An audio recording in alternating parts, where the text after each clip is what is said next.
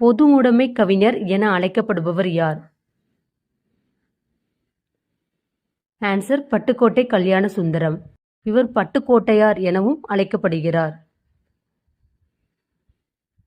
கீழ்காணும் பெயர்களில் ஆண்டாளுக்கு வழங்கப்படாத பெயர் எது?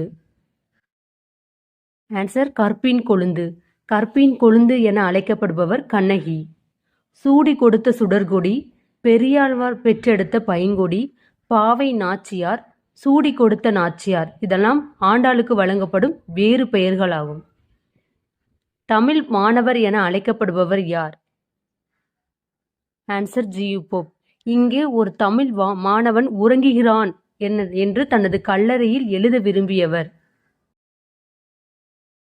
பொற்பின் செல்வி என அழைக்கப்படுபவர் யார்? ஆன்சர் கண்ணகி. கீழ்காணும் பெயர்களில் நம்மாழ்வாருக்கு வழங்கப்படாத பெயர் எது? ஆன்சர் பக்திசாரர். பக்திசாரர் என அழைக்கப்படுபவர் திருமழிசை ஆழ்வார்.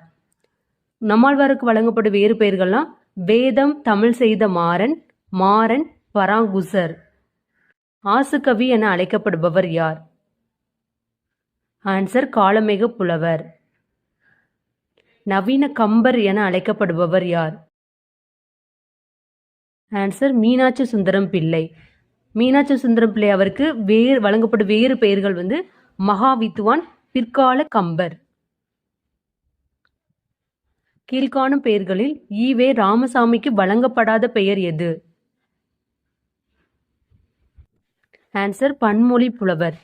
பன்மொழி புலவர் என அழைக்கப்படுபவர் அப்பாத்துரை.